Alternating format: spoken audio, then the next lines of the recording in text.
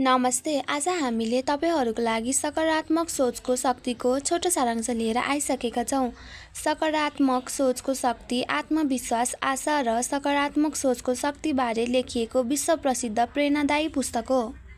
लेखक नर्मन भिन्सेन्ट पीलले मानिसको सोचले नै उसको जीवनको दिशा निर्धारण गर्छ भन्ने कुरा उदाहरण र अनुभव मार्फत स्पष्ट पारेका छन्। पुस्तकले भन्छ, यदि मानिसले आफ्नो मनबाट डर, चिन्ता र नकारात्मकता हटाएर सकारात्मक सोच विकास गर्न सक्यो भने उसले जीवनका कठिनाइहरू सजिलै पार गर्न सक्छ। धेरै मानिसहरू असफलताको डर, आत्मविश्वासको कमी र तनावका कारण आफ्नो क्षमता प्रयोग गर्न सक्दैनन्। तर सकारात्मक सोचले मानिसलाई नयाँ ऊर्जा, उत्साह र सफलताको बाटो देखाउँछ। लेखकले आत्मविश्वासलाई सफलताको मुख्य आधार मानेका छन्।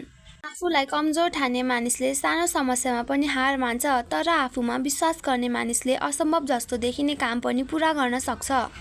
त्यसैले पुस्तकले म सक्छु भन्ने सोच राख्न प्रेरित गर्छ। यस पुस्तकमा चिन्ता र तनाव कम गर्ने उपायहरू पनि उल्लेख गरिएको छ। लेखकका अनुसार अनावश्यक चिन्ता गर्नुले समस्या समाधान हुँदैन, बरु मानिसलाई मानसिक रूपमा कमजोर बनाउँछ। शान्त मन, सकारात्मक दृष्टिकोण, प्रार्थना र धैर्यले जीवनलाई सहज बनाउँछ। पुस्तकले सकारात्मक शब्द र व्यवहारको महत्त्व पनि सिकाउँछ। मानिसले आफ्नो मनलाई राम्रो विचार राखे, राम्रो बोली बोले र अरूसँग सकारात्मक व्यवहार गरे, त्यसको प्रभाव उसको व्यक्तित्व र सम्बन्धमा देखिन्छ।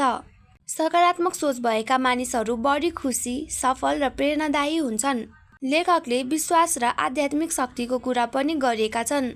कठिन परिस्थितिमा पनि आशा नछोड्ने, ईश्वरप्रति विश्वास राख्ने र निरन्तर प्रयास गरिरहने मानिस अत्यन्त सफल हुने कुरा पुस्तकमा उल्लेख छ। समग्रमा भन्नुपर्दा सकारात्मक सोचको शक्ति पुस्तकले मानिसलाई आत्मविश्वासी, आशावादी र मानसिक रूपमा बलियो बन्न प्रेरणा दिन्छ।